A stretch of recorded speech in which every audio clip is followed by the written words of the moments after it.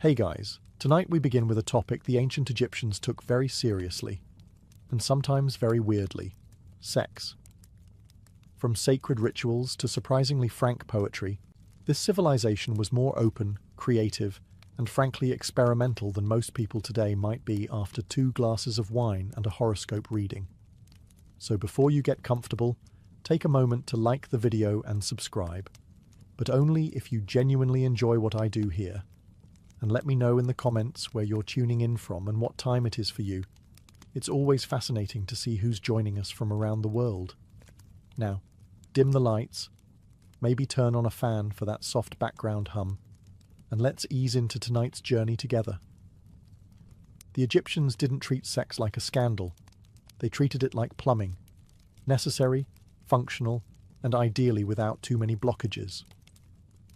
In ancient Egyptian society, sex wasn't hidden behind closed doors, hushed whispers, or uncomfortable euphemisms.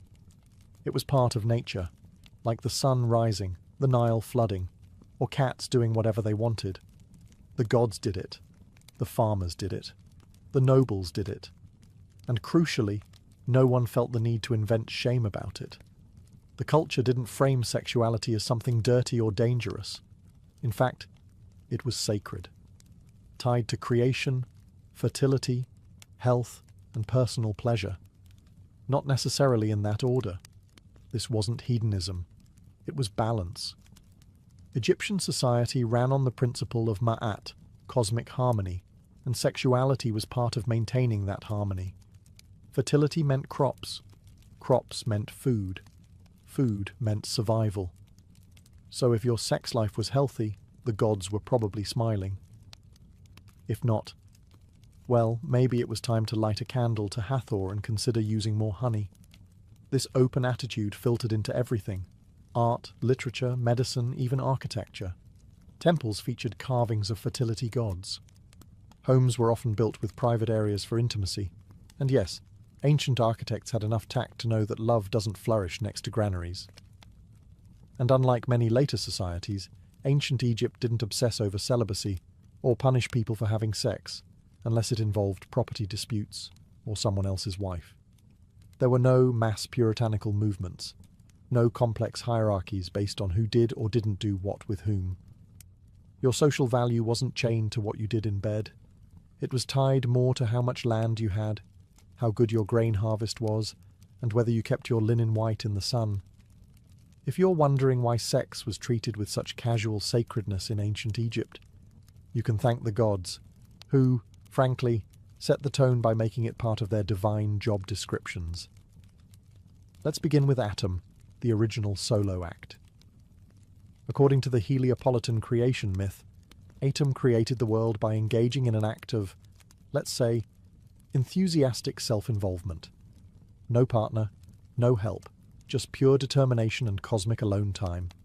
From this, he produced Shu, air, and Tefnut, moisture, which means the Egyptian universe literally began with a one-god show and bodily fluids. This wasn't scandalous. It was revered. Atum's generative act was seen as power, a divine assertion that life starts with desire.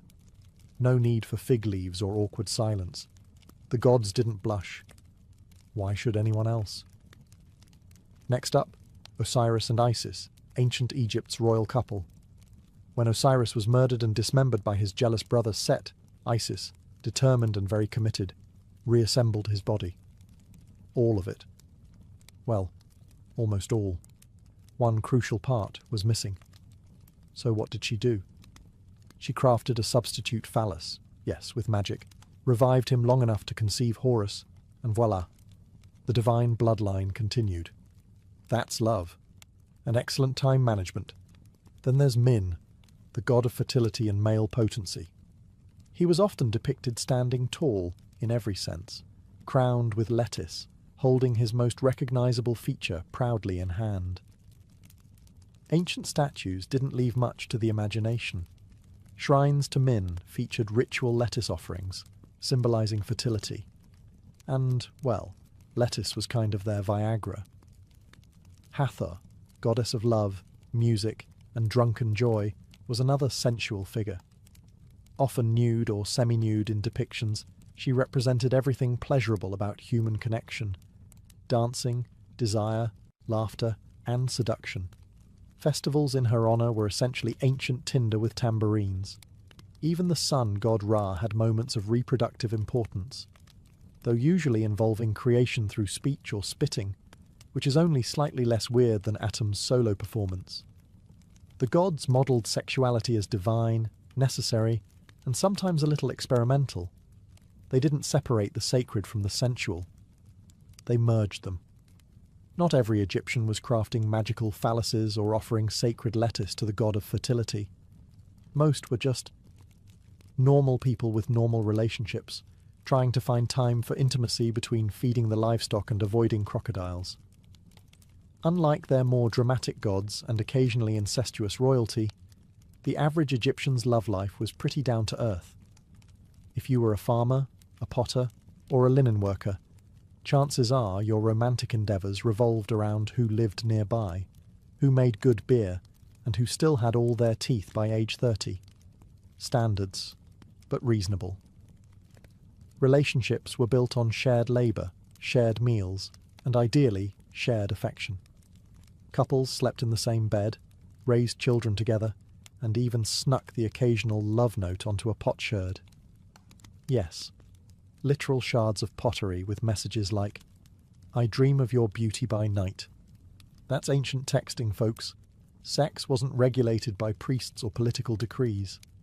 As long as it was consensual and not interfering with your work or someone else's marriage contract, it was your business.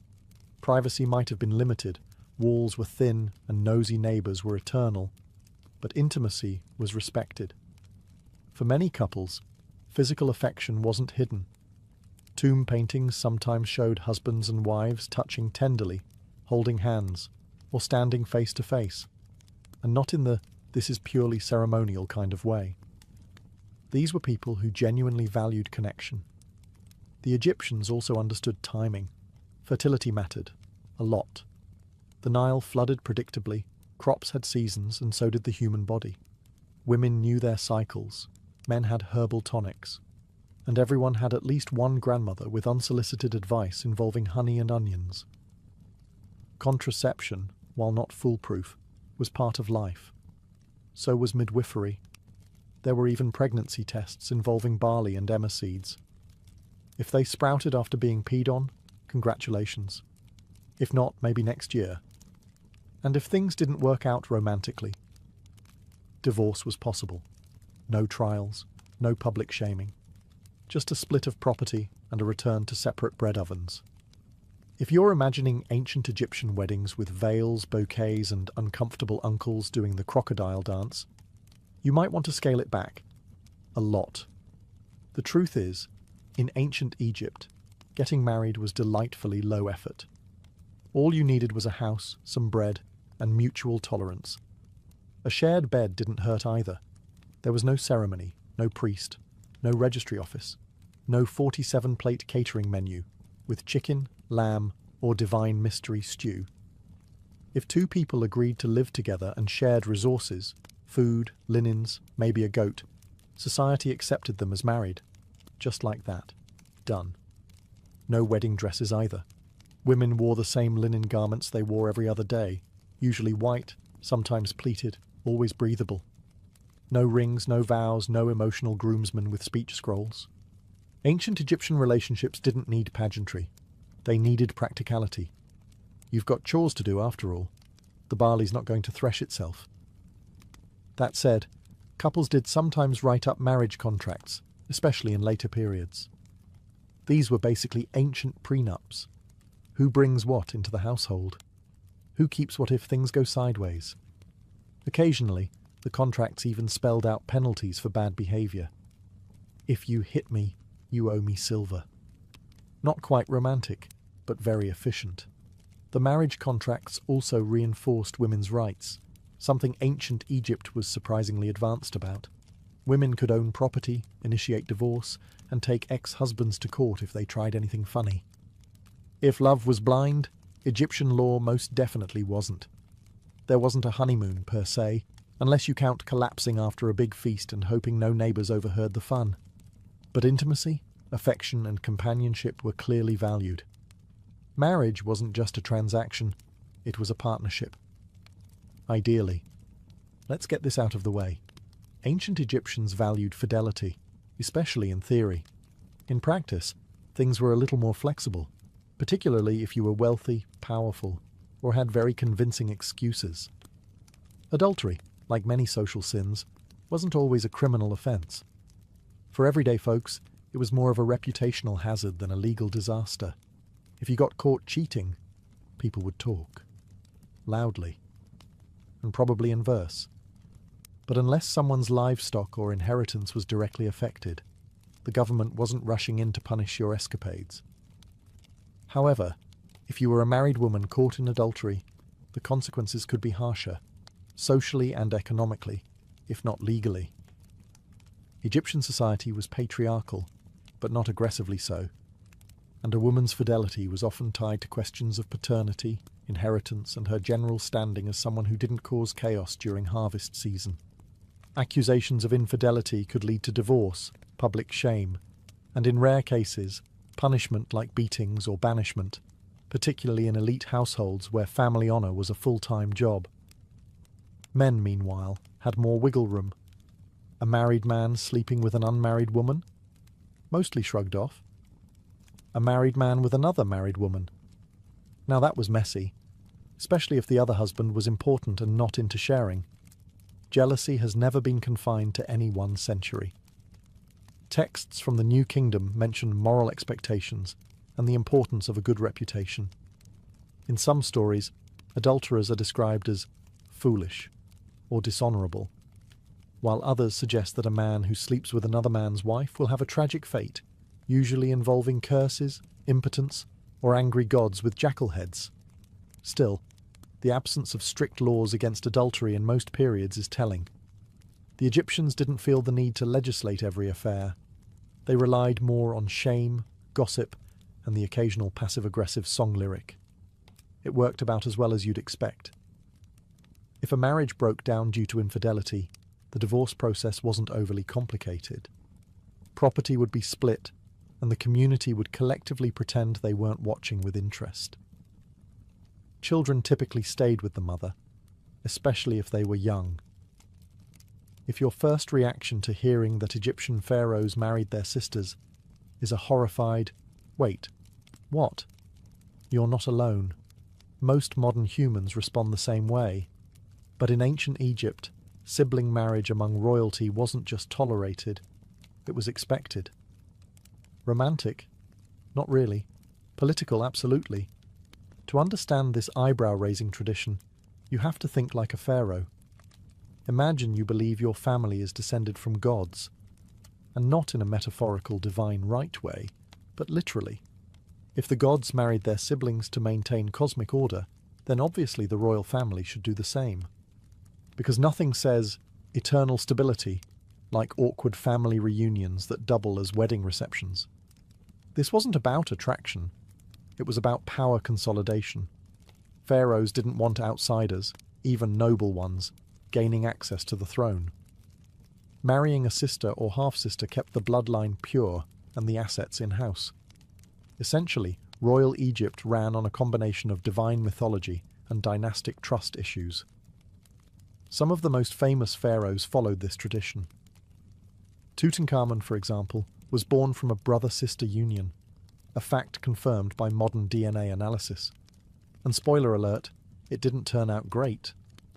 Tut had numerous congenital issues, including a clubfoot and a fragile immune system, which might suggest that repeating the family tree too many times comes with consequences. Meanwhile, commoners were not partaking in this trend. Most regular Egyptians married outside their immediate families like sane, functioning people. Cousin marriage occasionally happened in rural areas, but brother-sister unions were strictly for the folks with gold masks and burial boats. Even among royals, the practice could cause problems. When Cleopatra, yes, that Cleopatra, took the throne, she technically married her brothers, plural, as per custom, but she ruled largely alone and later aligned herself with men like Julius Caesar and Mark Antony, who were not, thankfully, related to her. To us, the whole concept seems bizarre, and yes, medically unwise. But to the ancient Egyptian elite, it was simply tradition wrapped in God-complex logic. Divine bloodlines had to stay divine, even if it meant sacrificing variety in the royal gene pool.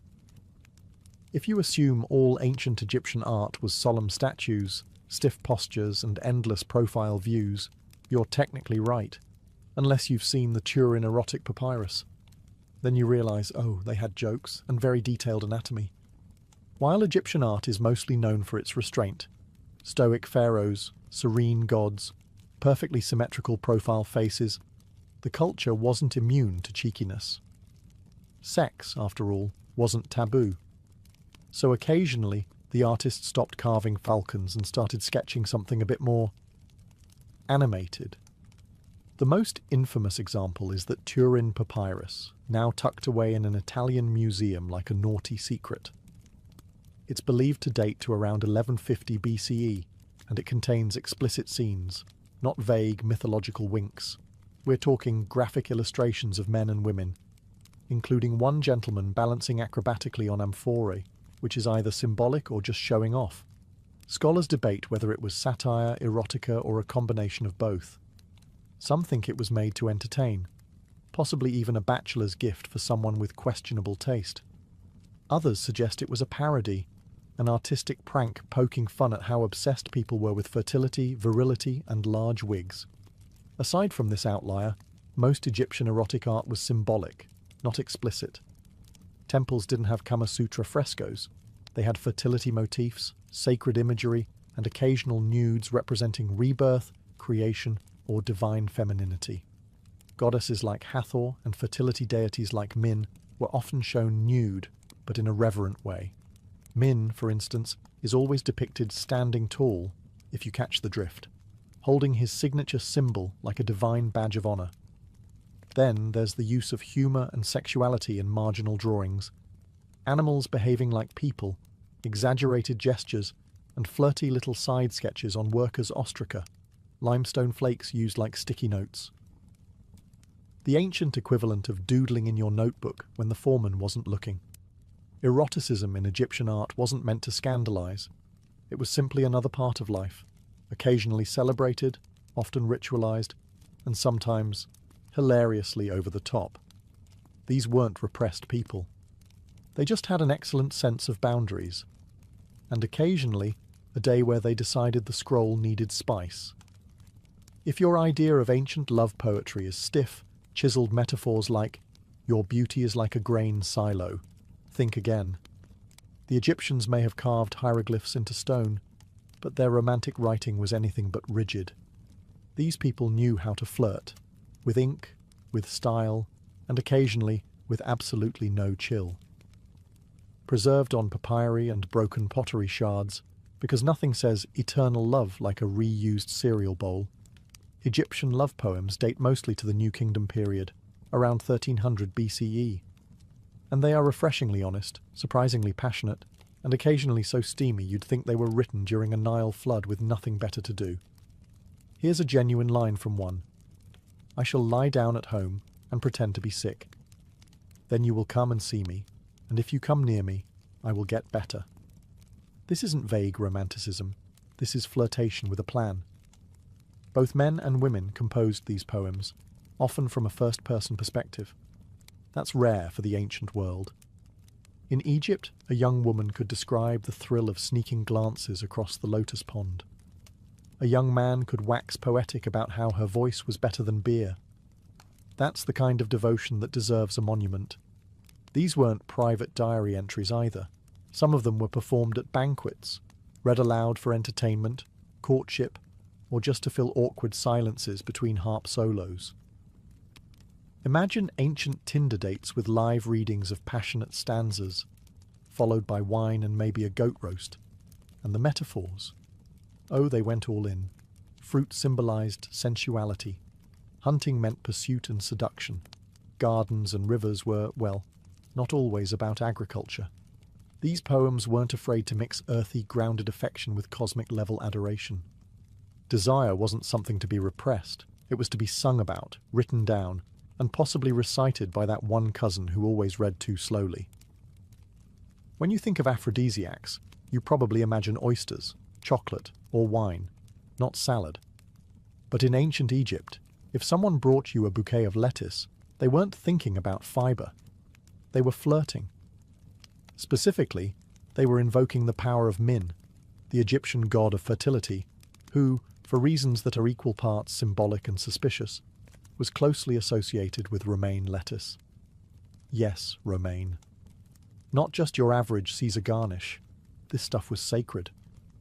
The reason? Well, unlike the floppy-leafed varieties we toss in sad lunch bowls today, Egyptian lettuce stood upright and oozed a milky white sap when cut. And if that didn't trigger some highly suggestive divine symbolism, nothing would. Ancient priests looked at that and thought, now that is clearly the embodiment of male potency. Naturally. Lettuce was regularly offered to Min during fertility rituals. His statues typically featured him in a, let's say, alert state, holding his signature attribute in one hand and a lettuce stalk in the other. Art historians have had a field day with that pairing for centuries. At fertility festivals, worshippers would present bundles of lettuce at his temple, hoping to gain his favour for increased virility, a healthy pregnancy, or just a bit of romantic luck. Min was basically the ancient Egyptian version of a dating app algorithm. Worship him correctly, and your chances might improve. Interestingly, there's evidence that the lettuce was also believed to have medicinal properties, particularly for promoting sexual health. Whether it actually worked or just led to fresher breath before a date is debatable, but the symbolism stuck. And this wasn't just a passing trend. Lettuce appears in art, hieroglyphics, and even offerings in tombs, as if to say, please ensure I continue enjoying pleasure in the afterlife, and maybe pack a salad. It's worth noting that the ancient Egyptians were big fans of natural symbolism. From the Nile's life-giving floods to the lotus flower's daily blooming cycle, the physical world mirrored their spiritual beliefs. So when a vegetable starts acting a little extra, you best believe it got promoted to mystical status. When it came to preventing pregnancy, the ancient Egyptians employed methods that were imaginative, herbal, and occasionally alarming. Without access to modern science, they relied on natural substances, accumulated wisdom, and texts like the Ebers Papyrus, one of the earliest surviving medical documents, dating to around 1550 BCE. One of the more infamous prescriptions involved crocodile dung. Mixed with honey and sourdough, this concoction was inserted vaginally as a form of barrier contraceptive. While modern readers may recoil, the idea was not entirely without logic. The mixture likely created an acidic or obstructive environment. Whether it was effective is unclear. Whether it was unpleasant is easier to guess. More promising was the use of acacia gum, a plant extract that, as later science confirmed, ferments into lactic acid, a compound that does in fact have spermicidal qualities.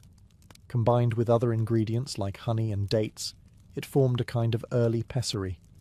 It's one of the few ancient remedies that could arguably pass a very lenient clinical trial. These methods suggest that Egyptian women, who had notable legal and medical agency for the time, took active roles in managing reproduction. The use of these materials would have been common knowledge among midwives, healers, and women within the household.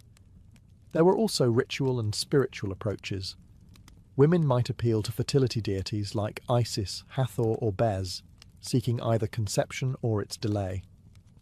Magical amulets and incantations were used alongside practical remedies, blurring the line between medicine and religion, as was typical in most aspects of Egyptian life. In addition to preventing pregnancy, Egyptian medical texts contain instructions for inducing menstruation, treating infertility, and even early pregnancy detection using barley and emmer grains exposed to urine, a method surprisingly accurate in some cases. In the absence of modern tools, these practices reveal a culture deeply invested in understanding and influencing the human body. They lacked microscopes, but not intention. Fertility was a matter of life, death, economics, and divine favour. And while some of their methods may now seem outlandish, the impulse behind them, to plan, to protect, to prepare, is strikingly familiar. In ancient Egypt, virginity wasn't a badge of honour, a social currency, or a fragile family heirloom to be guarded at all costs. In fact, it wasn't really a big deal at all, more like a passing footnote in the grander narrative of life, which mostly revolved around crops, inheritance, and not angering the gods before breakfast. There's no known Egyptian word for virgin in the moralistic, ceremonial sense. The closest you'll find are terms that mean young woman, or uninitiated, which is less purity culture, and more hasn't had the time yet. No torches were lit, no ceremonies performed, and no mothers-in-law inspecting linens like they were looking for counterfeit currency. This wasn't because the Egyptians were scandalous libertines. It's just that they had a far more functional approach to sex. It was seen as part of life, like eating bread or avoiding hippos. Important, yes. Sacred, sometimes. But nothing that required a purity certificate stamped by a temple priest. For women, value came from things like fertility, loyalty, and whether she could run a household without the roof catching fire. Her sexual history? Mostly her business. Marriage wasn't about sealing a chaste deal. It was about forming a reliable alliance that could ideally survive tax season and plagues. Of course, modesty existed. People didn't walk around advertising their conquests on papyrus scrolls, but the kind of ritual obsession with virginity found in later societies just didn't materialize here. No cloistering, no dowries based on moral performance, no uncles making awkward speeches about virtue. Even Egyptian religion offered little support for the whole purity panic. The goddess Hathor, patron of love, music, and wine, was openly sensual and extremely unbothered by anyone's opinions. The gods were far too busy managing creation and cosmic balance to weigh in on who had done what, when, and with whom. In the end, virginity in ancient Egypt was treated for what it is, a temporary condition, not a lifelong resume.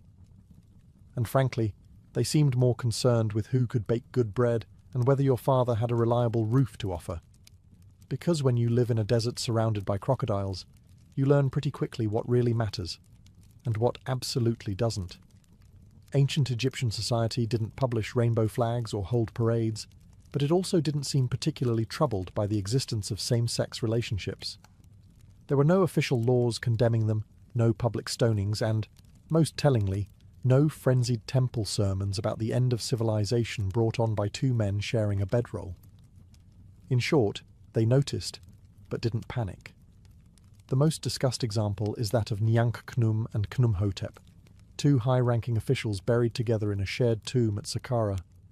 Their tomb features intimate artwork, the pair embracing, touching noses, a gesture equivalent to a kiss, and generally behaving like a couple whose biggest argument was probably about linen colours. The inscriptions refer to them as overseers of the manicurists, which sounds innocuous until you realise they were clearly close enough to be buried as one household unit. Were they lovers? Roommates with exceptional boundaries? Brothers unusually fond of holding hands? Scholars still debate, but the visual language leans heavily in favour of a romantic, or at least deeply affectionate bond. And the fact that their tomb exists, beautifully decorated, publicly visible, suggests that nobody was outraged. They were important, respected, and apparently allowed to be themselves, even in death. Egyptian texts and mythology also leave space for fluidity. Some deities, like Hapi, god of the Nile, are depicted as intersex or androgynous. Others take on dual roles or switch genders in mythological tales without causing divine HR complaints. The gods, it seems, were not limited by human categories, and neither were the people invoking them. That said, there's no evidence of organised same-sex marriages or political recognition of same-gender unions. Egyptians were pragmatic. If a relationship produced heirs and property stability, great. If it didn't, well, that was your household's business. Intimacy, as always, was treated with a curious mix of privacy and normalcy. And while male same-sex relations are more visible in the records, female ones are almost completely absent, not because they didn't happen, but because Egyptian scribes had a frustrating habit of ignoring what women did when no men were around. In ancient Egypt, having children wasn't just desirable. It was a social expectation, a spiritual duty, and, if you were lucky, a way to ensure someone would refill your tomb offerings long after you were gone. So when a couple struggled to conceive, it wasn't brushed aside. It was investigated, medically, magically, and sometimes both in the same afternoon. The ancient Egyptians approached infertility with characteristic pragmatism. Their medical papyri, particularly the Kahun gynecological papyrus, dating to around 1800 BCE, include detailed diagnoses, treatments, and methods for evaluating female fertility.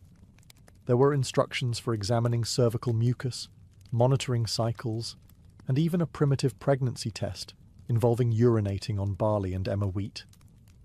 If the grains sprouted, congratulations, your household was about to get louder. If not, the next step might involve inserting herbal mixtures, fumigating the womb, yes really, or appealing to higher powers. Because in Egypt, if medicine didn't work, magic was always available, and often recommended. Amulets played a central role. Symbols of Hathor, Isis, Bez, or Taweret, the hippo-shaped protector of childbirth, were worn, carried, or placed under pillows. Spells were recited. Figurines were buried or cradled. One text suggests that to conceive, a woman should drink a concoction of ground dates, honey and carob while reciting a protective charm.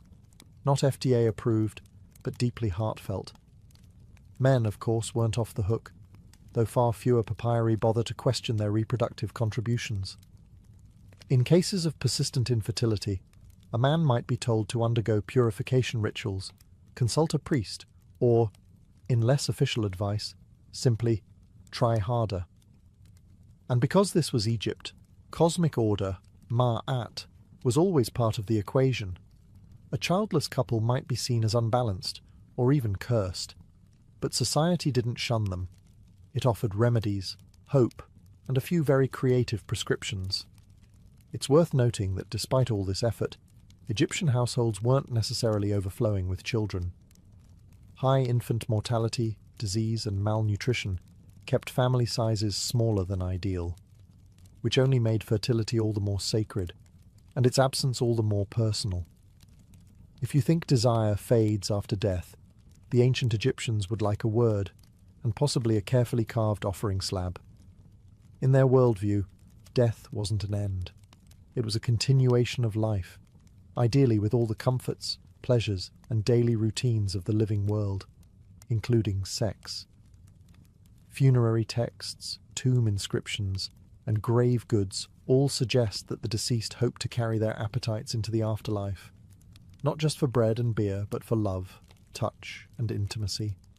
Because frankly, what's the point of eternal life if it doesn't include a bit of pleasure? Tomb art often depicted couples embracing, holding hands, or standing intimately close, not just for sentiment, but as a spiritual blueprint. These weren't generic stock poses, they were deliberate messages to the gods. Please restore our bodies, our love, and, if possible, our bedroom privileges. And yes, bodily restoration was a serious concern. In the Book of the Dead and other mortuary texts, the dead are promised their limbs will function, their hearts will be weighed fairly, and their, let's say, equipment will be returned intact. There are even references to revivifying certain parts of the anatomy. No detail was considered too personal for eternity. Sexuality was tied to rebirth. The god Osiris, famously dismembered and reassembled by Isis, was revived, including a reconstructed phallus, before fathering Horus. This myth wasn't just legend, it was a template. If the gods resumed intimacy after resurrection, so should the rest of us.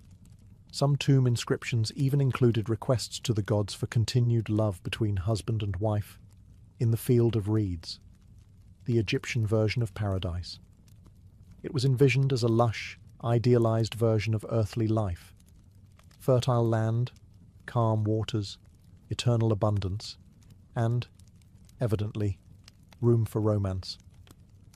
While modern cultures often compartmentalize sex as earthly and mortal, the Egyptians folded it seamlessly into their afterlife ideology. It wasn't shameful or forgotten. It was another part of the soul's well-being, like food, music, and not having to pay taxes ever again. In the end, they hoped for what most people still do: comfort, companionship, and a little joy, even if it took mummification and a few magical scrolls to get there. When we peel back the linen wrappings of ancient Egypt, metaphorically of course, what we find is a civilization that didn't treat the human body as something shameful, sinful, or suspicious. It was seen as natural, powerful, and capable of both divine creation and very human desire. Sex, for the Egyptians, was not a secret to be hidden. It was a fact of life, discussed in poems, depicted in art, sometimes vividly, and written into the very myths that shaped their worldview. Gods themselves fell in love, flirted, seduced, and occasionally caused fertility-related chaos across the Nile.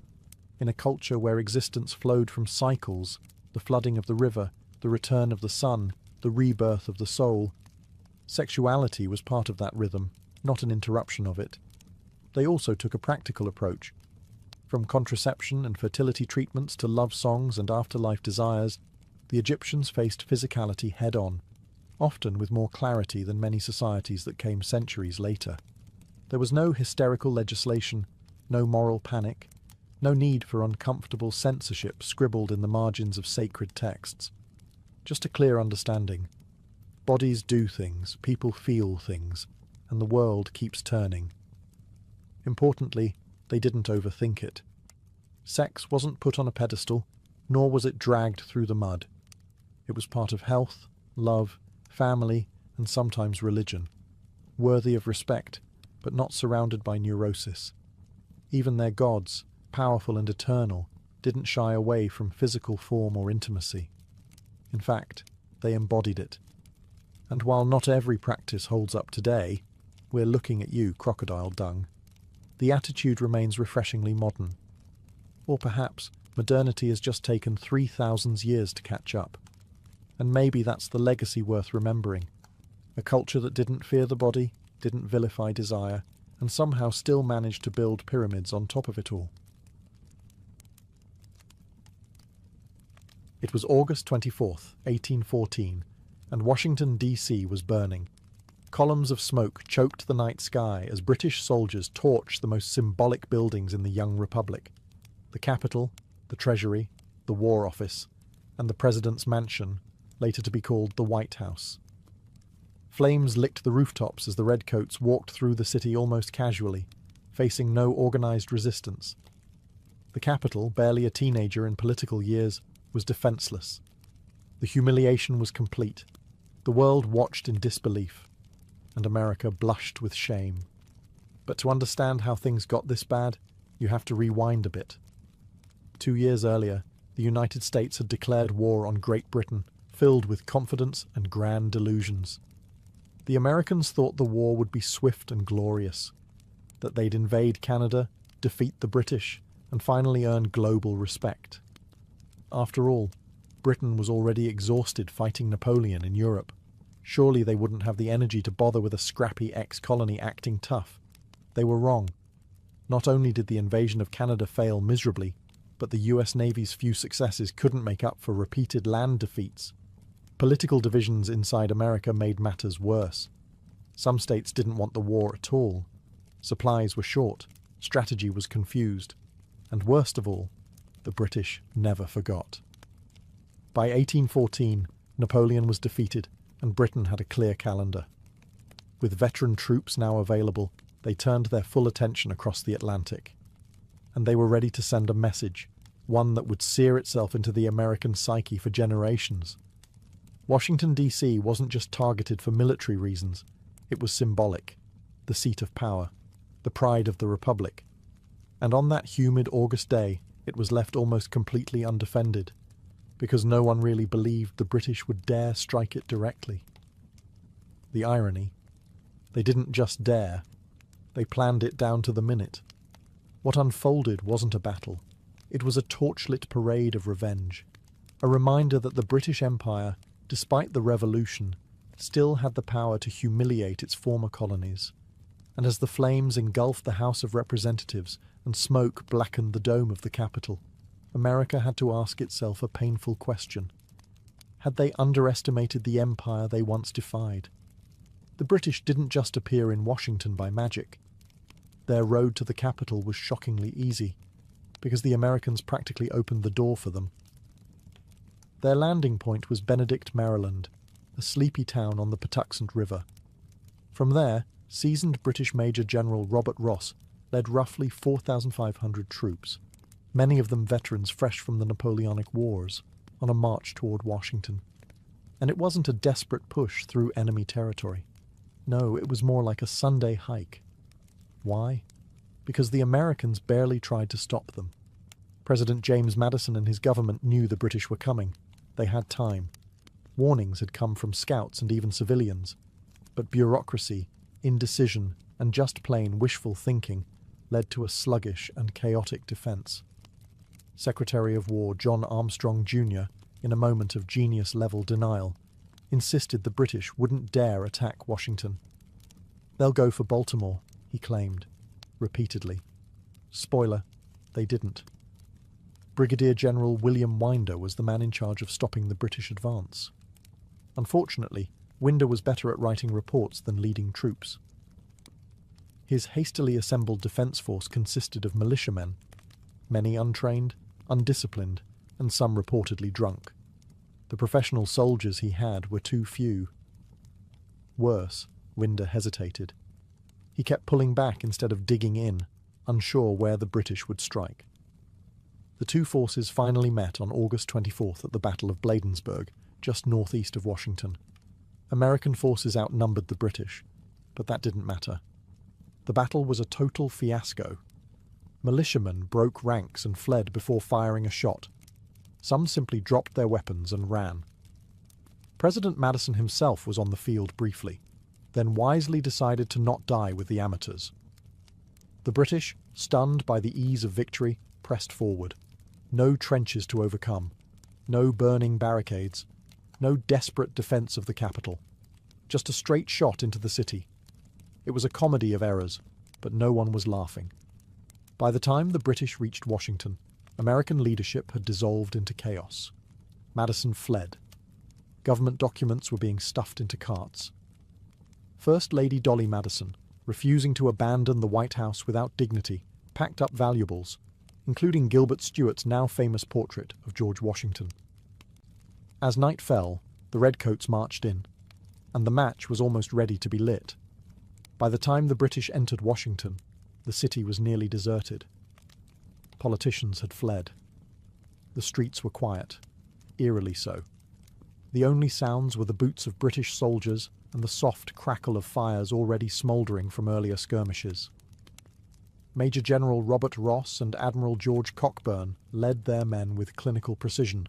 No looting, no chaos, just a disciplined mission to make a statement. And what a statement it was. The British troops began with the Capitol building.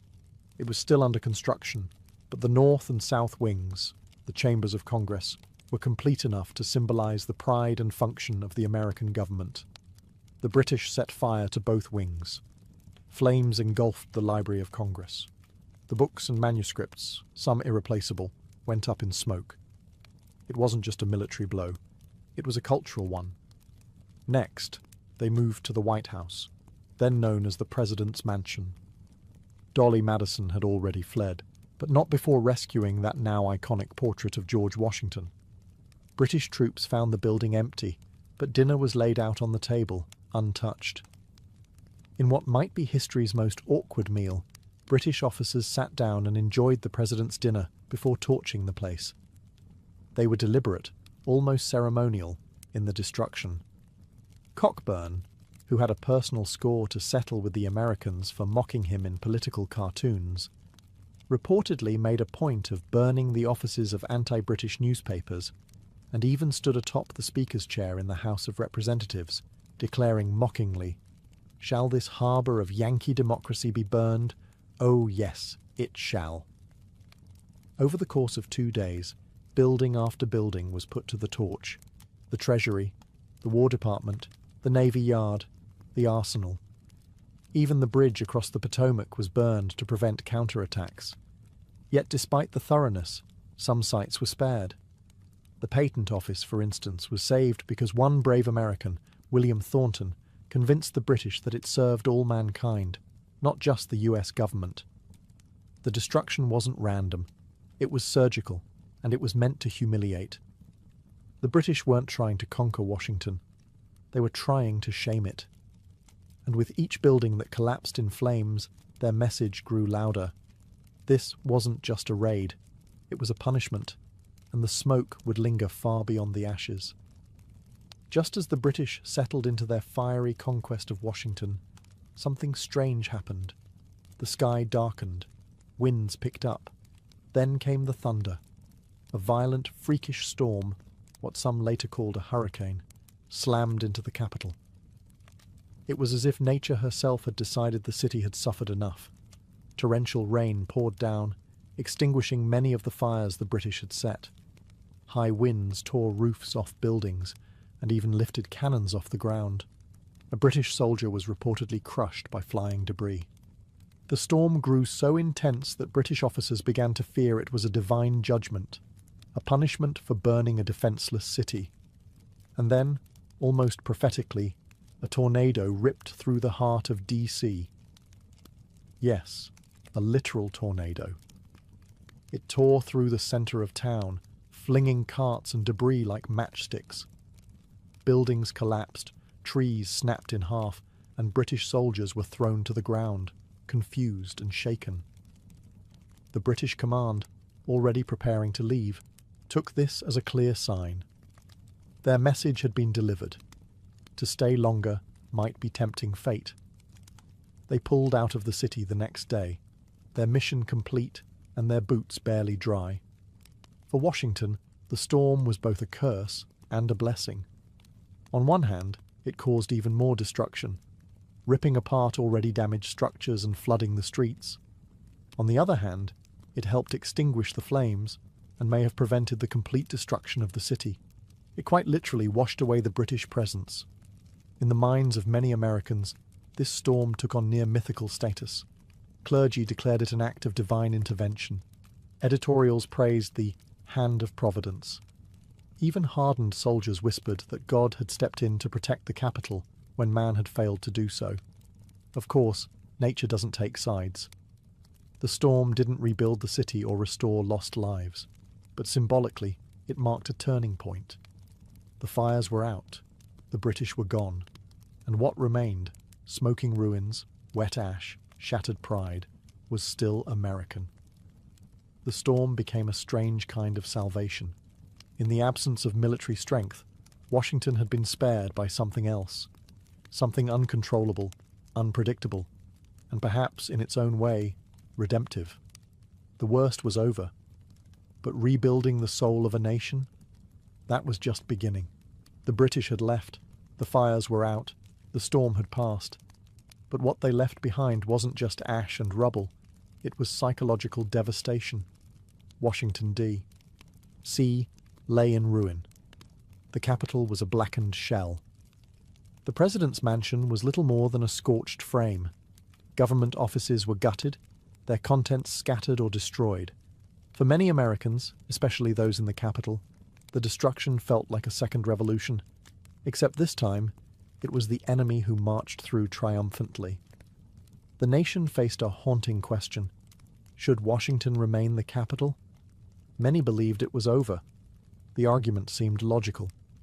Washington had always been a compromise, built in a swampy patch of nowhere to appease southern states. Now, after being embarrassed and burned to the ground, it looked like a failed experiment. Some in Congress pushed for relocation. Philadelphia, New York, or even Baltimore could serve better. Cities with actual defences, cities with dignity intact. But others pushed back. Among them was a determined President James Madison. Despite fleeing the city during the attack, he returned quickly, vowing not to let the humiliation stand. He was joined by his wife, Dolly, who had become a symbol of grace under fire for her rescue of national treasures. Together, they insisted that the city would rise again. Rebuilding was slow, funds were tight, morale was worse. Congress convened in temporary quarters, first at the Patent Office, then later in a makeshift brick building known as the Old Brick Capitol. Every session reminded lawmakers of what had been lost, but the burning of Washington had sparked something unexpected. Resolve. Ordinary citizens, craftsmen and labourers joined in efforts to restore the city. Brick by brick, the Capitol rose again. Architect Benjamin Henry Latrobe returned to oversee the restoration. His designs included improvements, stronger materials, grander visions. The president's mansion too was rebuilt, eventually being whitewashed to hide the burn marks. That's how it earned its now famous nickname, the White House. Rather than being abandoned, Washington became a symbol of American tenacity, a reminder that even in the face of utter humiliation, a republic could endure and rebuild. And while scars remained, both visible and emotional, they hardened into resolve. Washington wasn't going anywhere, because the true capital of a nation isn't just in buildings, it's in belief.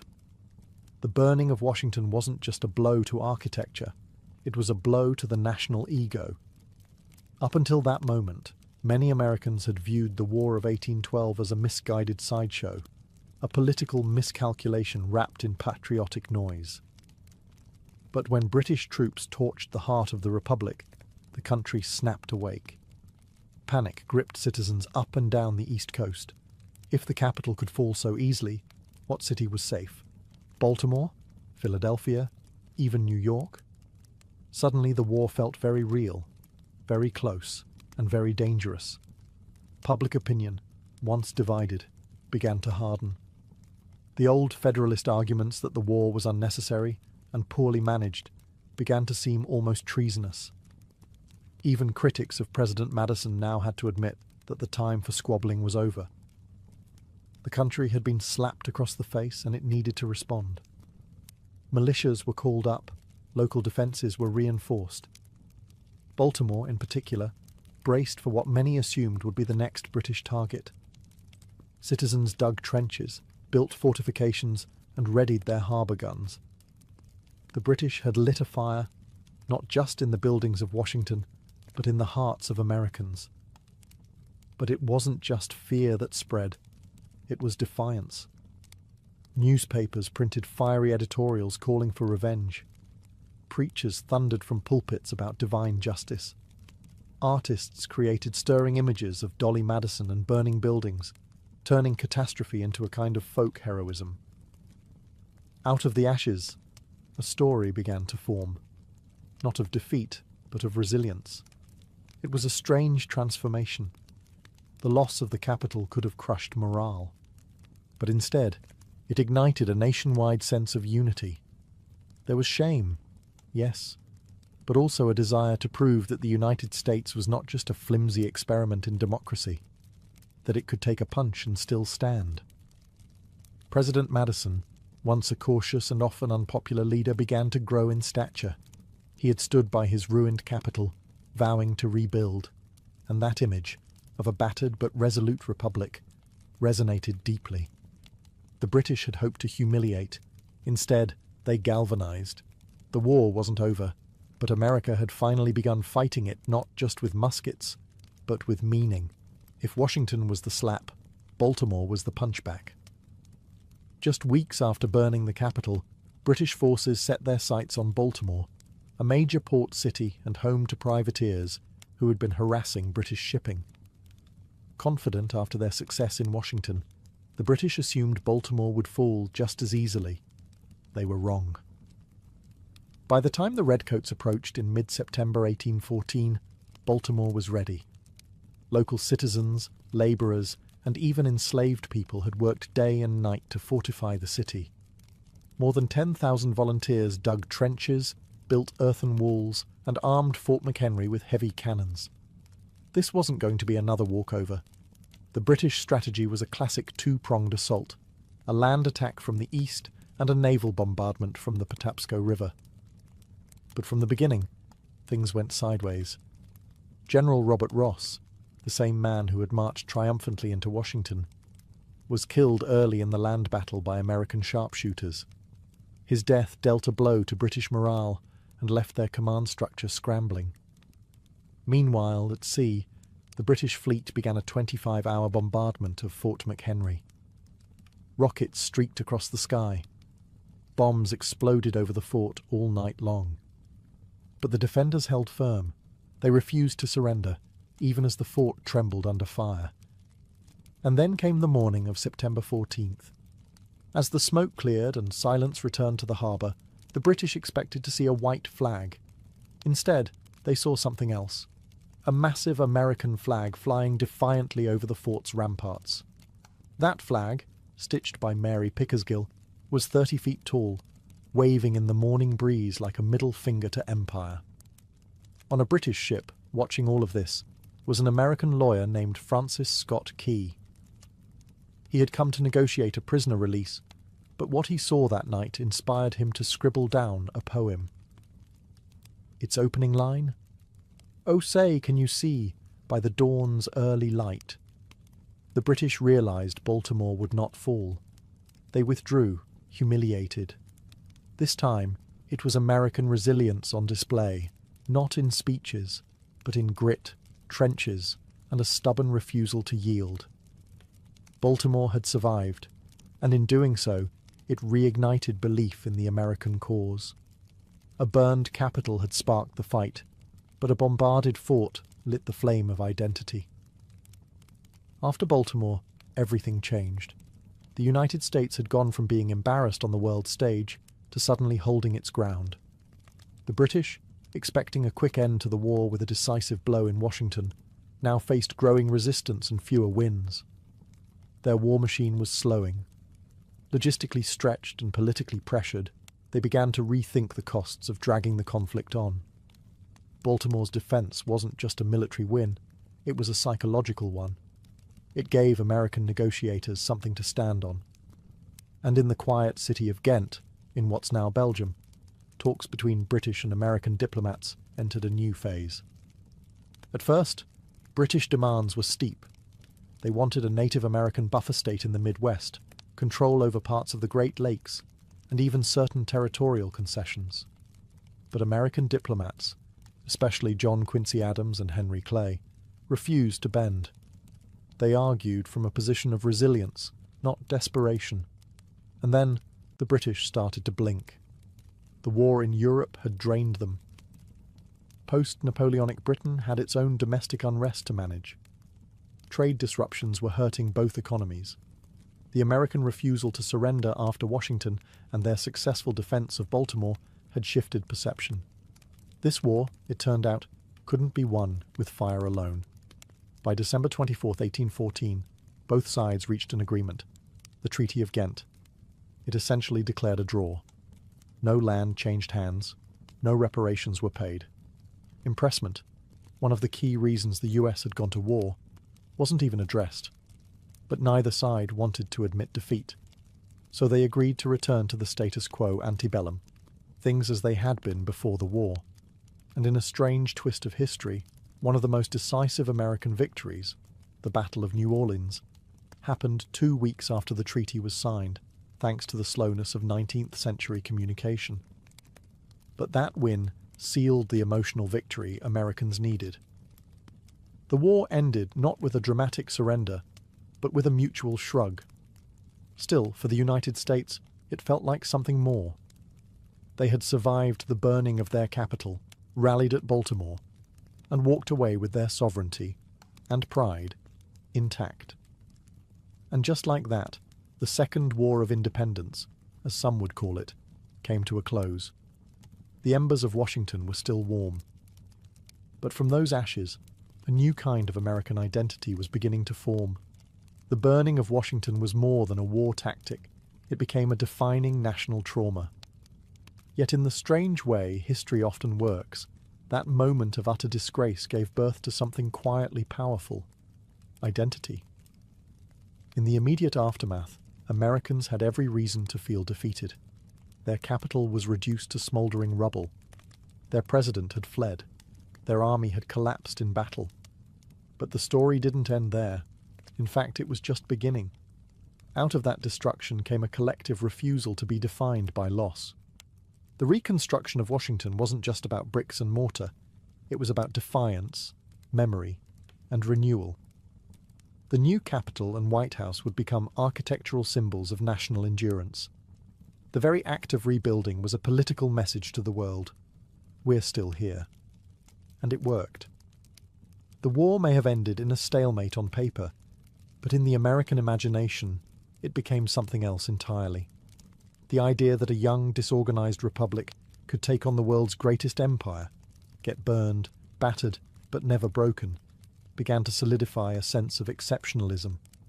The War of 1812, and particularly the burning of its capital, marked a kind of coming-of-age moment for the United States. It also forced change. The government took defence more seriously. Fortifications were improved along the coasts. The military, long neglected since the Revolution, began receiving better funding and more strategic organisation. Civilians too saw themselves differently, not as scattered citizens of states, but as participants in a shared national experiment. Culturally, the flames left a mark. Francis Scott Key's poem, inspired by the defence of Baltimore, would become the national anthem more than a century later. The term White House, born from the post-fire renovation, became permanent. Dolly Madison's bravery became a legend, and the city that once seemed like a failed compromise became the unquestioned heart of the nation. Even the British, in time, came to treat the event with a sort of embarrassed quiet. They had succeeded militarily, but arguably failed diplomatically. Their fire may have burned the walls, but not the will. In the end, the burning of Washington wasn't just a low point. It was the spark that tested and proved the durability of a republic still learning how to stand. And that fire, once meant to humiliate, helped forge the American spirit in flame. In medieval Europe, the journey into motherhood often began before a girl had fully left childhood. A girl's value, status, and even salvation were often wrapped up in her ability to bear children, especially sons. While today we might think of motherhood as a personal choice or biological event, in the Middle Ages it was a societal obligation. Women weren't just expected to become mothers, they were destined for it. Marriage was the first step. Among peasants, it might be arranged by families eager to merge land, labour, or livestock. Among the nobility, marriage was a political chess move. A noble girl might be married off by age 12 or 13, sometimes even younger in betrothal, her body pledged to a future alliance. Fertility wasn't just a blessing. It was a bargaining chip. Once married, the pressure to conceive began immediately. A wife who failed to become pregnant after a year or two was whispered about, suspected, pitied, sometimes even accused of moral or spiritual failing. If a noblewoman failed to produce an heir, her husband might seek annulment, or worse, take a mistress more capable. Among the nobility, a woman's womb was a national asset. Kingdoms rose or fell based on whether a queen could produce a healthy male heir. Pregnancy was met not just with celebration, but anxiety. The stakes were high. A male child might mean the continuation of a dynasty. A daughter? Not useless, but certainly not ideal. Peasant women, meanwhile, had less dynastic pressure, but not less expectation. Children meant labourers. A growing family could support the farm, tend livestock, and maybe, just maybe, help the parents in old age. But with high infant mortality and no understanding of maternal health, every pregnancy was a gamble. Motherhood wasn't considered a choice. It was an expectation, a calling, even a form of penance. The Church taught that Eve's sin condemned women to the pain of childbirth, and so motherhood became both duty and punishment. Women were praised for suffering in silence, for embracing their role without complaint. In the medieval mindset, a woman who didn't bear children was a curiosity at best, a failure at worst. The womb wasn't private. It was public property, divine machinery, and dynastic infrastructure all in one. And for most women, it would define not just their lives, but their deaths. Childbirth in the Middle Ages was a battlefield, and the woman giving birth was often the lone soldier. There were no doctors in white coats, no sterile instruments, and certainly no painkillers. Instead, there were dimly lit rooms, wooden stools, herbal tinctures, whispered prayers, and an ever-present fear that this birth might be her last. Labour usually took place at home. Rich or poor, most women gave birth surrounded by other women. Midwives, female relatives, neighbours. Men were rarely present. In fact, childbirth was considered a deeply female domain, both sacred and dangerous. A midwife might have some knowledge passed down through generations, but she had no formal training. And if something went wrong, if the baby was breech, if labour stalled, if there was hemorrhaging, there was little anyone could do. Pain was expected. In fact, it was theologically required. The Church taught that Eve's original sin had cursed women to suffer in childbirth, so enduring that pain was often seen as spiritually virtuous. Crying out too loudly? That might be interpreted as weakness, or worse, sin. Some tried to ease the suffering. Herbal concoctions made from poppy, mandrake, or henbane might dull the edge of the agony, but they were unreliable and sometimes dangerous. More often, women relied on saints, charms, and ritual. The girdle of St. Margaret was a popular talisman, wrapped around a labouring woman's belly to protect her and the child. Holy relics were placed under beds. Psalms were chanted. Midwives crossed themselves before cutting the umbilical cord. And yet death hovered. Maternal mortality was tragically common. Women could die from blood loss, infection, or retained placenta days after giving birth. Some survived the labour only to succumb to puerperal fever later. What we now know was often caused by unwashed hands or dirty linens. It's estimated that 1 in 10 births ended with the death of the mother. For poor women with multiple pregnancies, the odds only worsened. Stillbirths, too, were frequent. Babies born too early, too small, or too still. And when a child died unbaptized, it raised terrifying questions about their soul. In this world, childbirth wasn't just biology, it was peril, prayer, and penance, and every new life came at the edge of death's door. Bringing a child into the world was only the beginning. The real struggle, for both mother and child, was survival. In the Middle Ages, the odds were merciless. Nearly half of all children died before reaching the age of 5. Some never took their first breath. Others succumbed to illness before they could even walk. A child's first year was the most dangerous. Fevers, infections, and malnutrition were ruthless killers, and medical understanding was virtually non-existent. Peasant mothers bore the brunt of this reality. Living in cramped homes with dirt floors, surrounded by animals, and drinking water from contaminated wells, they fought a daily war against disease. Diarrhea, respiratory infections, and tetanus were common causes of death. There were no antibiotics, no vaccines, and certainly no hospitals. Even a mild fever could spiral into tragedy. Noble women had cleaner surroundings and better access to food, but they were not immune. Disease didn't care about titles. Plague, smallpox, measles. They took royal and commoner alike. In fact, high birth rates among the nobility weren't just about producing heirs. They were about statistical survival. Having one son wasn't enough. You needed backups.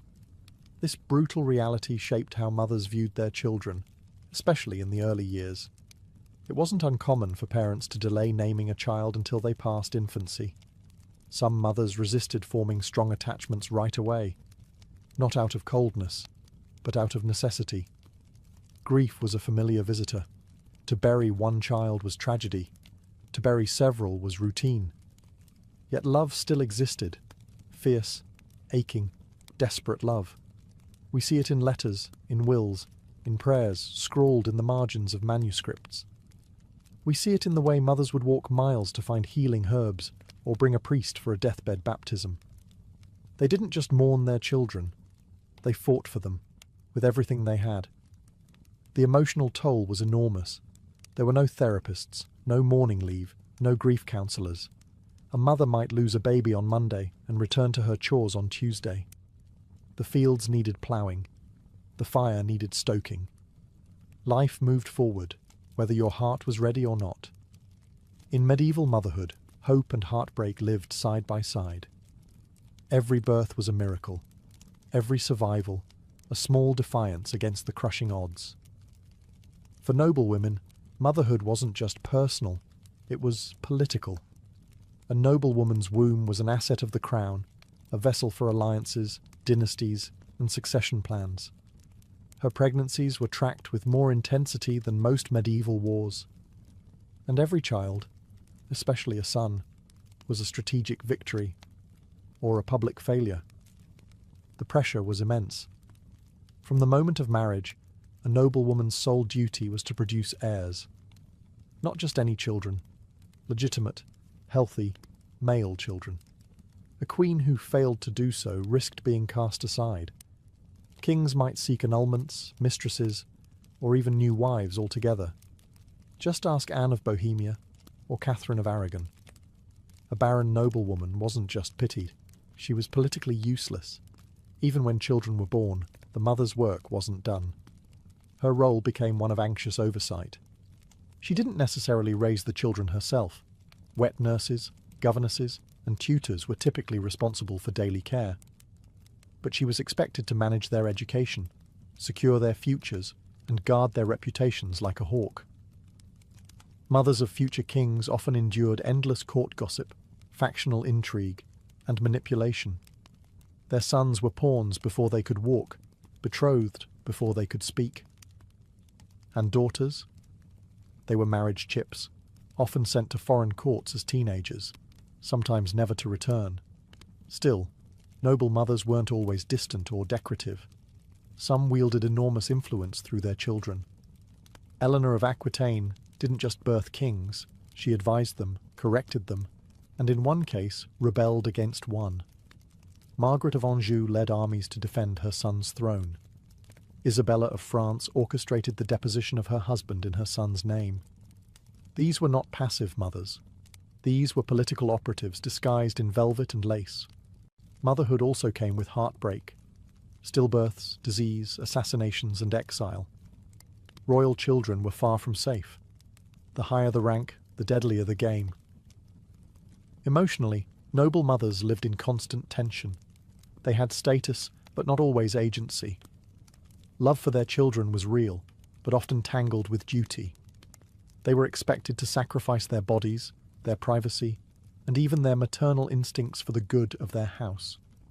If noble women bore the weight of dynasties, peasant mothers carried the full burden of survival, raw, relentless, and unromantic. For the medieval peasant woman, motherhood wasn't a stage of life, it was life itself. It began young, ended late, and rarely offered rest in between. These women typically married in their mid-teens and were pregnant almost constantly through their 20s and 30s. With no access to reliable birth control, and with the church staunchly condemning any form of contraception, pregnancy was a near-constant state. Each child born was another mouth to feed, but also, potentially, another pair of hands to work the land. Peasant women gave birth at home. No doctors, no clean linens, and no privacy. A neighbour midwife might assist, or not. Some women gave birth alone in barns or fields, returned to labouring within hours, and hoped not to bleed out under the sky. Death during or after childbirth wasn't uncommon, and no one issued apologies for it. Life was cruel, fast, and unsentimental. Child-rearing began the moment the umbilical cord was cut. There was no such thing as maternity leave. Infants were swaddled tightly and either carried on the mother's body while she worked, or left in cradles near hearth fires, supervised by older siblings or none at all. Crying wasn't coddled. It was a sound absorbed into the rhythm of daily toil. Mothers taught their children by example, how to feed chickens, gather firewood, weed gardens, and patch clothes. Even toddlers were expected to fetch water or carry messages. Every child needed to contribute. Childhood, as we think of it, innocent, protected, full of toys and schooling, simply didn't exist. And yet, despite the hardship, there was affection. Mothers sang lullabies, braided their daughters' hair, whispered prayers as they tucked children beside them on shared straw beds. Love was expressed through food, through warmth, through sacrifice. A mother giving her portion of bread to a hungry child, a mother walking barefoot so her son could wear her only pair of shoes to church. Peasant motherhood was a masterclass in endurance. These women carried not just babies, but burdens, firewood, expectations, and loss. Their backs bent with the weight of a world that never paused, even when they buried a child. And still, they kept going. In the medieval world, feeding a baby was a matter of both biology and hierarchy. For most mothers, especially peasants, breastfeeding was non-negotiable. It was natural, expected, and vital for survival. Formula didn't exist, and animal milk was risky and often contaminated. A mother's body was the only lifeline. Peasant mothers breastfed their babies for as long as possible, often well into toddlerhood, because they had to. Breastfeeding not only nourished the child, it also acted as a form of rudimentary birth control, slightly delaying the return of fertility, an accidental mercy in a world of near-constant pregnancies. These women worked the fields with infants strapped to their backs, pausing to feed them between planting and harvesting. But in noble households, the rules changed. For upper-class women, breastfeeding was often considered beneath their station, physically draining, emotionally inconvenient, and culturally unfitting for a lady of refinement. Enter the wet nurse. These were lower-class women, selected for their health and milk supply, who were paid to breastfeed noble infants full-time. They often lived with the child and formed deep maternal bonds, sometimes stronger than the one between mother and child. The Church had mixed feelings about this. Some theologians worried that a child nursed by a morally impure woman might absorb her sins. Others believed wet nurses were a practical necessity for women who needed to remain fertile and continue producing heirs. After all, a queen could not risk wasting time nursing one child when she needed to be pregnant with the next. Infant care itself was harsh by modern standards. Swaddling was nearly universal. Babies were wrapped tightly in cloth to straighten their limbs and train them not to move too much. Diapers existed, but were often reused rags or moss-lined cloth, changed infrequently. Baths were rare. Teething was treated with charms or folk remedies. Cribs were hard, if they existed at all. Babies often shared a bed with their parents, increasing the risk of accidental smothering. Sickness struck quickly. Remedies ranged from herbal infusions to prayers to saints. And if a child died, especially in infancy, some believed it was God's will, or worse, punishment for the mother's sins. Still, mothers did what they could. They rocked, soothed, fed, and sang lullabies in languages long lost. Love found its way, even in the mud and shadows of medieval life. In medieval Europe, motherhood wasn't just physical labour, it was spiritual labour too. The Church had a firm grip on the experience of pregnancy, birth, and parenting. Everything from conception to burial was soaked in religious meaning, and a mother's soul was always under scrutiny. Before childbirth, women often turned to saints for protection. Saint Margaret of Antioch was especially popular among expectant mothers. Legend claimed she could protect them during labour because she herself had once emerged unscathed from the belly of a dragon. Her prayers were recited, her image worn on tokens, her name whispered during contractions. Childbirth, in the eyes of the Church, was tainted by sin. Thanks to the story of Eve, women were told that pain in labour was punishment for humanity's original fall. So, even in the most joyful moment, the birth of a child, a mother was reminded of her innate guilt. And if she died in childbirth without confession, she risked spiritual peril. Once the baby was born, baptism became the next urgent step. The fear of limbo was real. If a child died before being baptized, many believed their soul would be denied heaven. Midwives were sometimes authorized to perform emergency baptisms if a baby was too sick to wait for a priest. The idea of eternal damnation for a newborn was horrifying, but not uncommon in medieval theology. Superstition filled in where doctrine left gaps. Mothers tied charms to cradles, hung herbs above doorways, or drew protective symbols in ashes on the floor. The evil eye, malevolent fairies, and demonic spirits were all blamed for sickly babies or miscarriages. Some mothers whispered secret names for their children to confuse spirits who might come to steal them away. The Church also had control over how women were reintegrated into society after birth. The churching ceremony, usually held about 40 days after delivery, was a kind of ritual purification. Until then, a mother was considered spiritually unclean and was expected to stay out of public worship. The ceremony was meant to bless and welcome her back, but it was also a subtle rebuke. Childbirth, though necessary, left a stain. Despite the harsh theology, many mothers found comfort in faith. Prayer was protection, ritual was reassurance, and hope lived somewhere between the Psalms and the pain. Once a child survived infancy, the next phase of medieval motherhood began, shaping a human who could survive in a brutal world. And this meant discipline, hard truths, and often early separation. For peasant mothers, education wasn't about books, it was about survival skills. From the moment a child could walk, they were expected to contribute. Girls helped gather firewood, feed chickens, and carry water. Boys learned to tend animals, swing tools, and follow behind their fathers in the fields.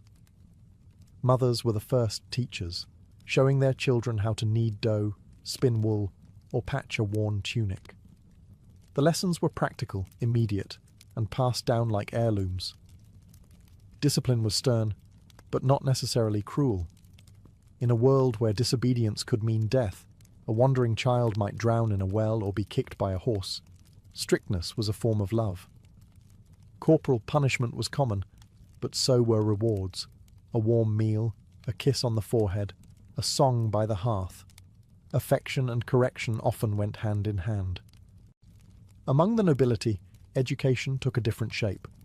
Boys were sent off to train as pages or squires, often before they turned 10. Girls were sometimes placed in convents or noble households to learn etiquette, embroidery, and the finer points of courtly behaviour.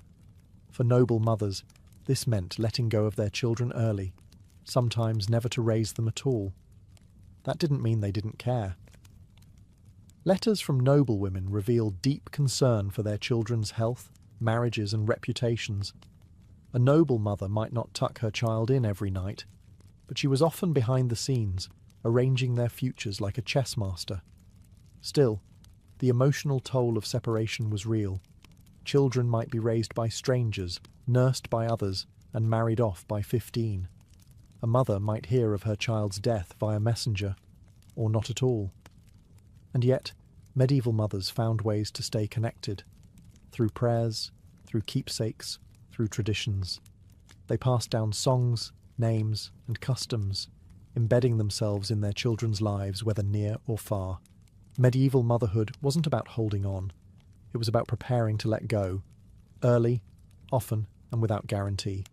Medieval mothers rarely left written records. They didn't pen diaries or publish books, but their fingerprints are everywhere, in the lullabies that survived, the traditions passed down, the prayers carved into chapel walls, and the bones of the children they raised against all odds. Their love didn't look like ours. There were no baby showers, no ultrasound photos on the wall. Affection was quiet, practical, and often masked by the need to stay emotionally guarded. After all, when so many children died young, to love deeply was to risk devastation.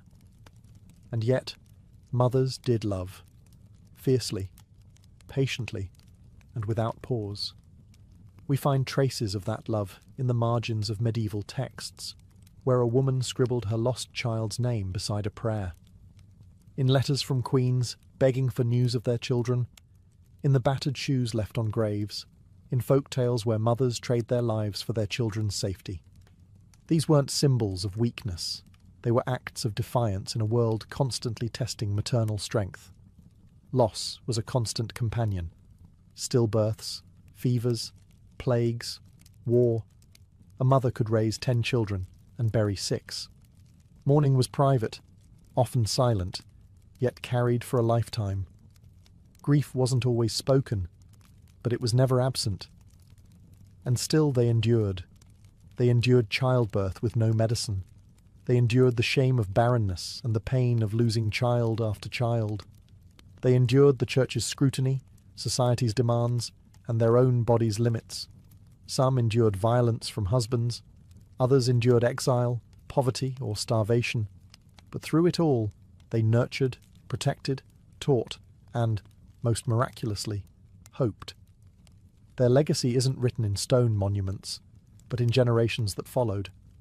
They are the unnamed ancestors who fed us, clothed us, and somehow made it all work. They built the foundations of family and survival, even when the odds said they shouldn't have. Medieval motherhood wasn't saintly, and it wasn't soft. It was tough, complicated, heartbreaking, and brave. It was sometimes joyful, often tragic, always vital. In every sense, these women were the silent architects of the medieval world, and though history rarely carved their names into its walls, their labour-shaped kingdoms, their choices moulded futures, and their sacrifices echo into us, long after the cradles were emptied and the prayers faded. Long before we ever glimpsed the moons of Jupiter or the rings of Saturn, humanity stared up at the night sky with wonder and very limited tools. In the pre-telescopic world, the cosmos was a vast, unreachable canvas. People tracked stars, plotted planets, and marked the seasons, but they did it all with the naked eye. And that eye, remarkable as it is, has limits. For most of human history, the sky was interpreted more than it was studied. Ancient cultures turned constellations into stories. Orion was a hunter, Scorpio a scorpion sent by the gods. The Greeks named wandering lights planets, wanderers, because they moved differently than fixed stars. But no one really knew what they were. Were they fiery chariots? Crystal spheres? Divine lanterns? No one had any way to look closer and find out. Observation meant standing under the stars and recording what could be seen. Tools like the astrolabe, developed by Islamic astronomers, helped track celestial motion with surprising precision. The Babylonians and Mayans kept meticulous calendars and predicted eclipses. The Greeks built complex mechanical devices, like the Antikythera mechanism, to calculate planetary positions. But no one could see beyond what the eye allowed, and that meant space remained more mystery than reality. The idea of magnifying vision was, at best, a curiosity. People understood reflection, mirrors existed, but refraction, the bending of light through a lens, was still a misunderstood phenomenon. The science of optics was in its infancy, and no one had yet considered applying it to the stars. More importantly, no one imagined that the sky itself could change. The heavens were considered perfect, eternal, and unchanging, Aristotle's realm of divine order. The earth, by contrast, was corrupt and chaotic. This belief held back scientific progress for centuries. Why build a device to examine something you already believed to be flawless? And yet, the need was there, buried in the questions humanity kept asking. What are the stars made of? Why do some lights move and others don't? Is Earth truly at the center of everything? all of those questions floated unanswered above a world that had no way to peer beyond its boundaries. No way, until glassmakers, tinkerers, and one curious Dutchman changed everything. Long before anyone dreamed of peering into the stars, ancient people were already bending light, just not intentionally. In fact, the earliest lenses were likely accidents. Transparent crystals like quartz or beryl could naturally magnify objects when shaped just right. These stones, polished and rounded by hand or nature, would occasionally reveal something curious. Objects looked larger when seen through them. To our ancestors, it must have seemed like magic. By the first millennium BCE, the Assyrians had crafted what we now call the Nimrud lens, a piece of rock crystal possibly used to magnify or focus light. Its exact purpose is debated. Was it part of a scientific tool or just decorative? Regardless, it proves one thing: humans had started to notice that light could be manipulated. Fast forward to ancient Rome, where reading stones appeared, hemispherical pieces of glass placed directly on texts to enlarge the letters beneath. They were the precursors to magnifying glasses and a direct link in the evolutionary chain of optics. These tools didn't explore the sky, but they gave humanity a hint: sight could be enhanced. Yet the real leap came not in Rome, but in the Islamic Golden Age. In the 10th and 11th centuries, a polymath named Ibn al-Haytham, known in the West as Alhazen, revolutionized the study of light. He wasn't building telescopes, but his work laid down the theory of how they would one day work. Alhazen conducted experiments with glass, mirrors, and water to understand how light travelled and bent. He proposed that vision wasn't sent out from the eyes, as many believed, but rather that light entered the eyes. An insight so obvious today it's hard to believe it was once controversial. His Book of Optics laid out principles of refraction and reflection, defining the science of light centuries before Europe would rediscover it. Though these thinkers never applied their theories to the stars, they built the intellectual scaffolding needed for future inventors. Their writings, once translated into Latin, spread through medieval Europe, setting the stage for the explosive optical experimentation of the Renaissance. By the 13th century, the science of optics had quietly crept into everyday life, not through astronomy, but through a far more personal issue: bad eyesight. In the bustling workshops of Italy, particularly around Venice, glassmakers began crafting lenses to help aging monks and scholars read their manuscripts. The result? Spectacles. The earliest spectacles appeared around 1285, likely in Pisa or Venice. They were simple, convex lenses framed in wood or metal, designed to sit precariously on the nose. There were no temples, no arms to hook behind the ears.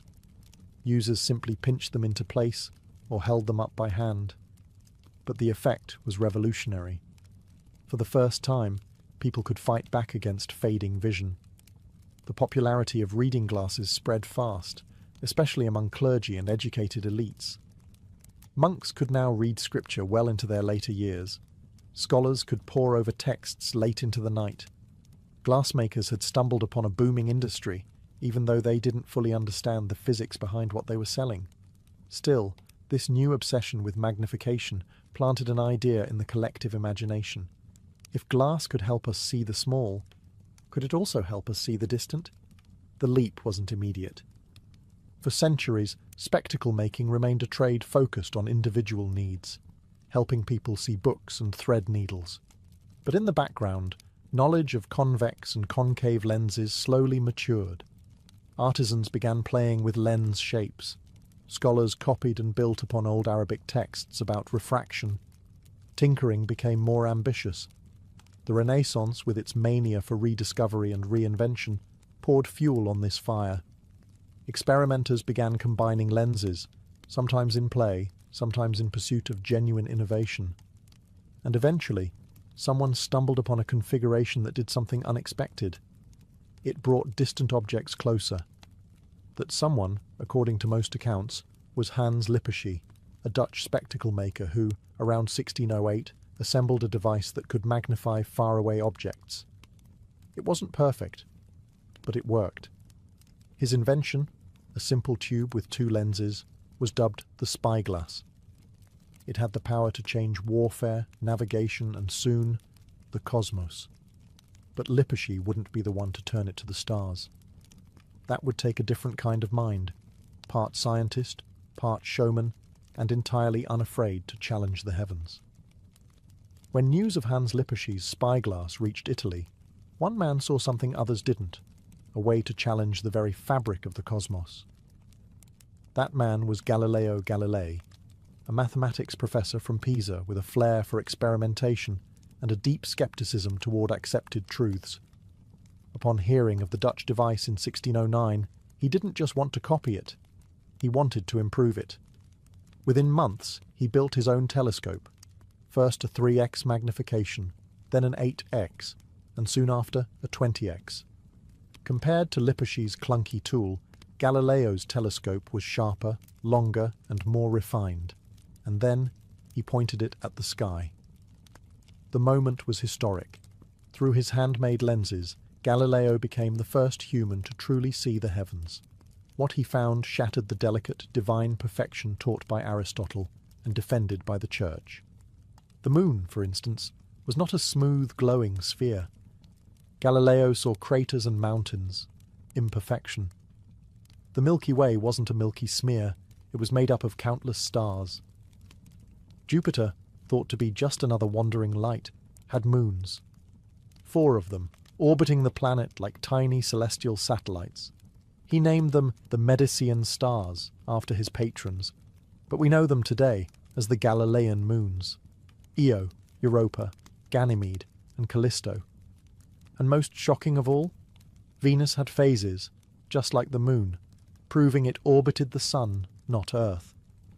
With each observation, Galileo drove a dagger into the heart of the old geocentric model. The Earth, it seemed, was not the centre of everything. The universe was bigger, stranger, and more dynamic than anyone had imagined. Galileo published his findings in Sidereus Nuncius, the starry messenger, in 1610. It was a sensation, a celestial tell-all. Crowds gathered to see his telescope. Scholars praised him. The Church grew uneasy. Because this wasn't just a scientific tool anymore. The telescope had become dangerous. It offered evidence that contradicted centuries of theological doctrine. The heavens, once thought immutable and divine, now looked messy, changing, and full of motion. Galileo hadn't just invented astronomy, he had weaponized vision, and with a few polished lenses, he had started a war between observation and belief. The stars would never be safe or silent again.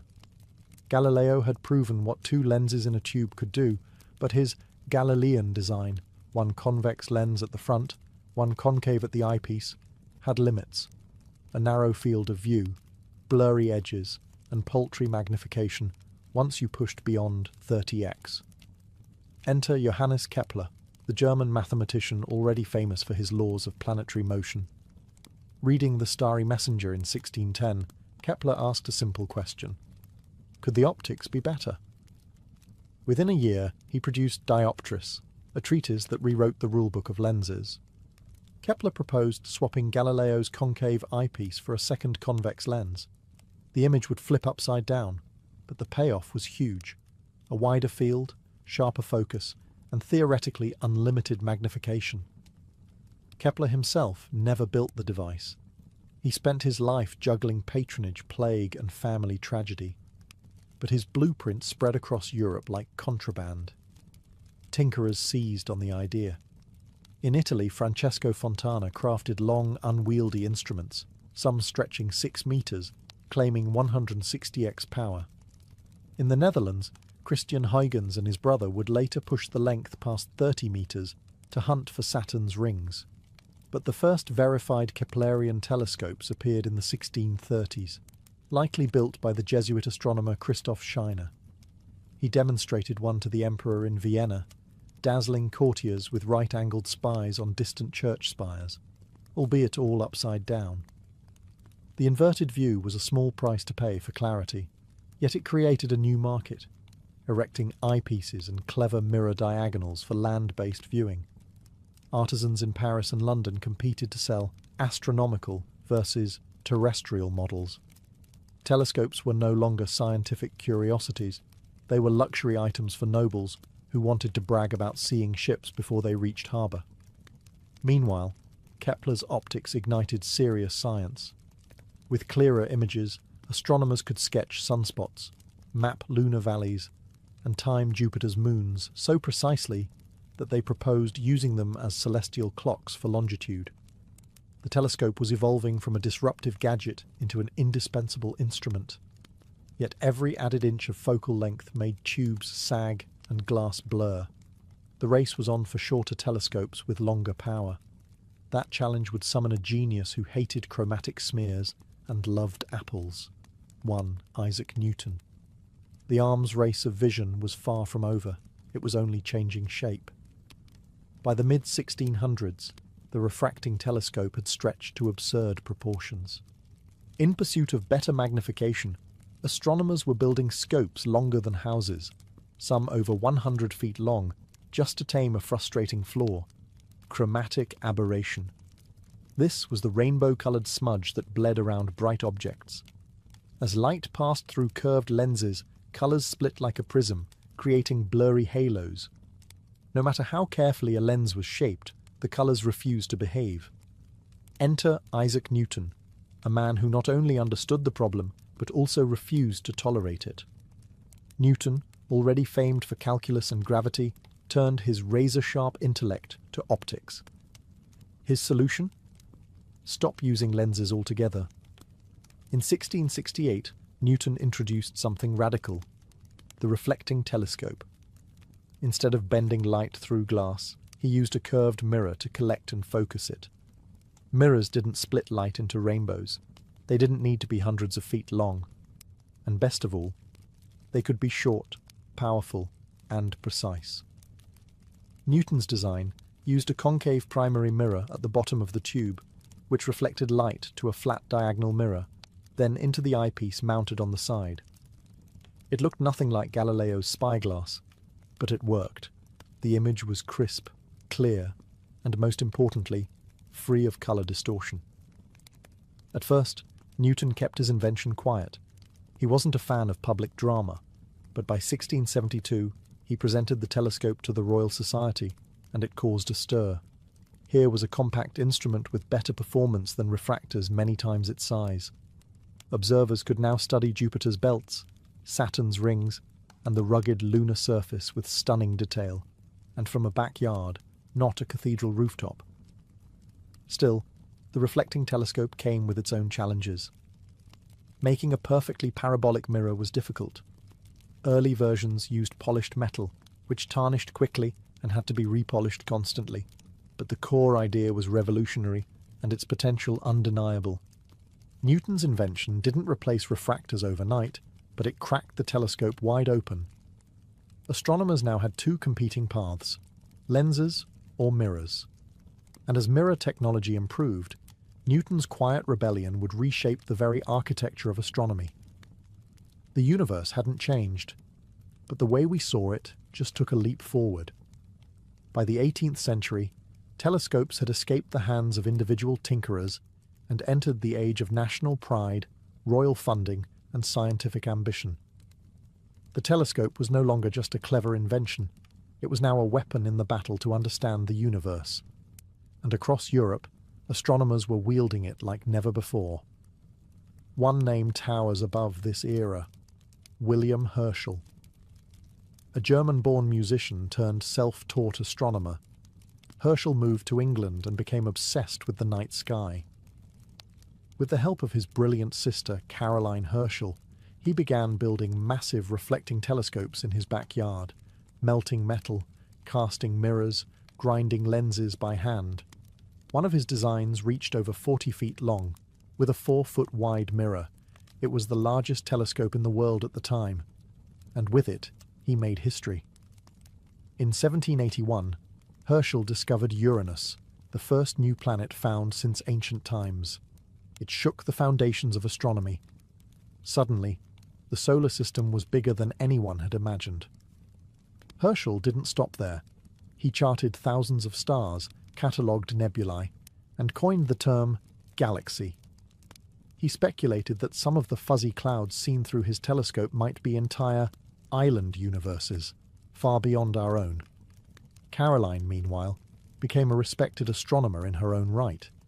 She discovered several comets, refined star charts, and published groundbreaking catalogues, working tirelessly beside her brother in the observatory. Elsewhere, the telescope was also helping scientists crack long-standing puzzles. Astronomers used it to track transits of Venus, calculating the Earth's distance from the Sun. Telescopic measurements improved celestial navigation, allowing ships to traverse oceans with far greater precision.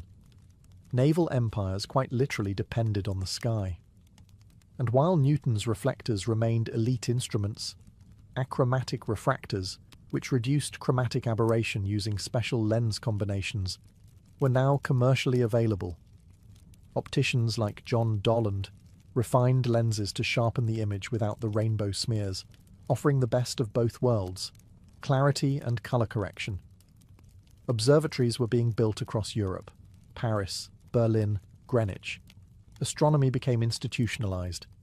Telescopes sat not just in scholars' attics, but in towers, domes, and royal estates. They had become symbols of enlightenment and empire. This was the golden age of stargazing, when the telescope wasn't just expanding our view, but our very place in the cosmos. As the 19th century dawned, the telescope entered its industrial phase. What began as handmade tubes of brass and glass now became precision-engineered instruments of steel, bronze, and cast iron. The sky, once mapped by candlelight, was now being charted by the rising might of factories, railroads, and empire. The biggest shift? Size. Telescopes were getting enormous. In Ireland, a wealthy astronomer named William Parsons, the third Earl of Ross, constructed what was then the largest telescope on Earth. Completed in 1845, the Leviathan of Parsonstown boasted a mirror 6 feet in diameter and a tube 50 feet long.